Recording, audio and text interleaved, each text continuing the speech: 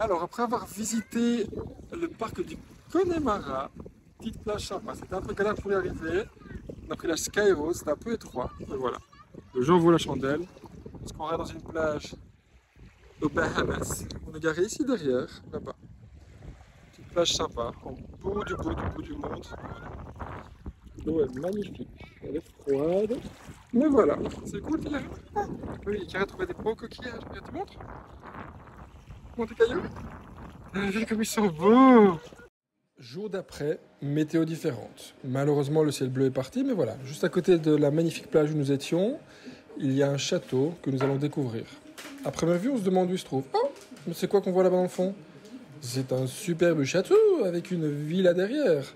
C'est assez atypique comme lieu, mais voilà. Avec la brume, le lac, c'est une ambiance magnifique. Voyons ça de plus près. Clifton Castle est un manoir situé dans le comté de Galway, dans la région du Connemara en Irlande. Il a été construit vers 1818 par John Dorsey, en style néo-gothique. Il est inhabité depuis 1894 et depuis est resté à l'état de ruine. Alors à première vue, on peut rentrer dedans, mais en faisant attention. Il faut faire attention, parce qu'il n'y a pas de marche. Et il y a un grand trou. On va pouvoir faire le tour, à mon avis. Tout le sol s'est cassé. Ouais, tout le sol est cassé. Ça reste quand même très bien entretenu. On va passer en bas. Alors ici, on peut apercevoir la tour du château. On va juste regarder.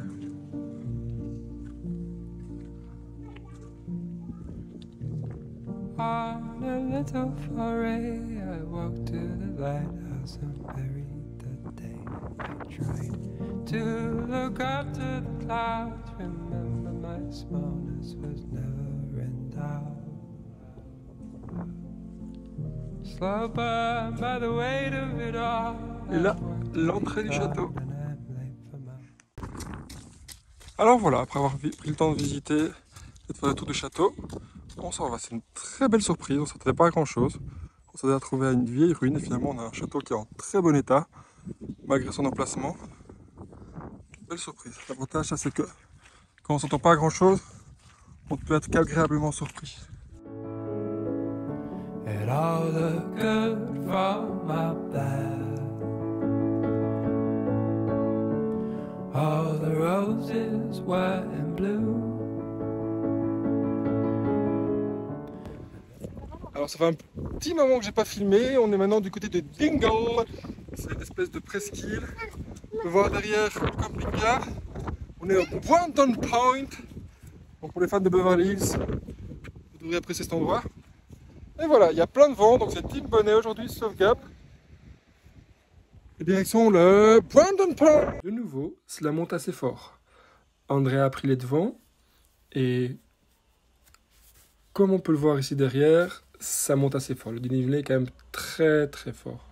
Cette petite cabane en béton sert de QG pour observer les oiseaux. C'est le parfait repère pour se poster et guetter les maquereaux et autres spécimens volants marins. Il y avait énormément de vent ce jour-là. Vous pouvez voir ici un petit extrait à quoi ça ressemblait.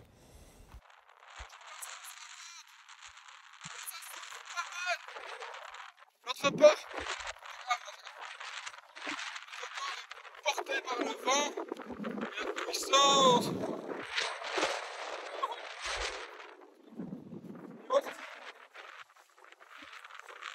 Deux chemins s'offraient à nous. Malheureusement, l'un était assez compliqué, donc nous décidâmes d'emprunter celui menant à la colline. Celui-là. Petite montée, mais voilà, on espérait arriver à notre but. Le temps n'étant pas au rendez-vous, nous avons décidé de faire demi-tour. En effet, entre le vent, la pluie et la brume, cela ne valait pas la peine de rester. C'est bien dommage, car Brandon Point est l'un des plus hauts sommets de toute l'Irlande. Il est un lieu idéal pour l'observation des oiseaux et de la vie marine qui se déroule sur la péninsule de Dingle. Après la visite de ce matin, nous avons trouvé un petit spot où nous avons mangé notre midi. Et c'est une plage. On peut voir la mer qui est déchaînée. Et il y a une cascade là-haut. Et voilà, quand on croit qu'on a des bottes assez hautes, et ben on se fait avoir par la marée. Ben moi aussi, je me suis fait baiser.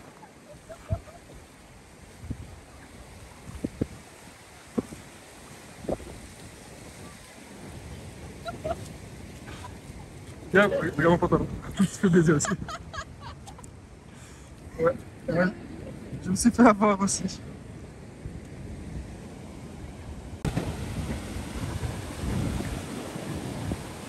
Alors on va jouer à un jeu. Est-ce que la vague rentre dans mes bottes? Celle-là, non. Alors pensez-vous que Gab va se faire avoir une deuxième fois par les vagues?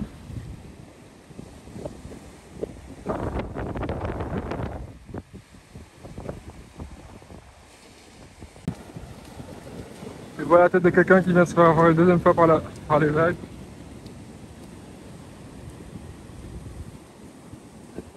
Alors ma très chère? Ça mouille. Voici encore un autre point de vue de cette plage.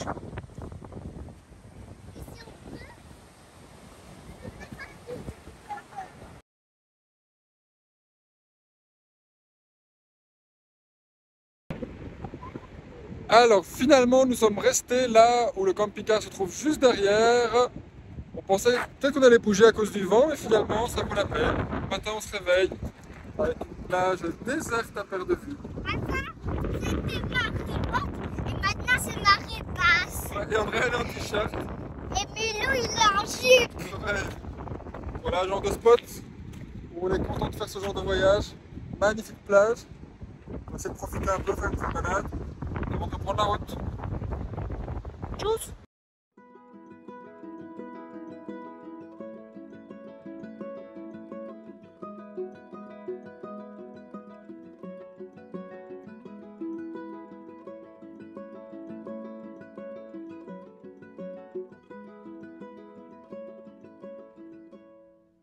Spirit of my silence, I can hear you, but I'm afraid to be near you, and I don't know where to begin, and I don't know where to begin.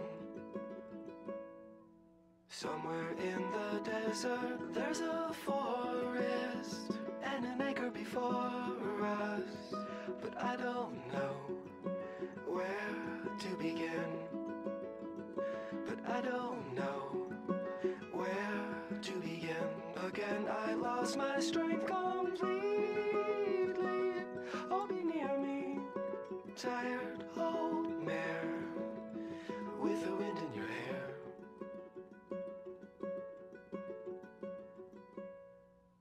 Amethyst and flowers on the table. Is it real or a fable?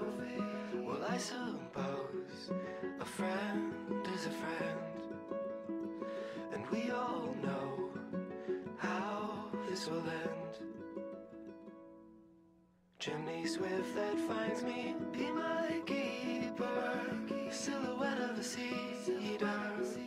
What is that song you sing for the dead? What is that song you sing for the dead? I see the signal searchlight strike me in the window of my room. Well, I got nothing to prove.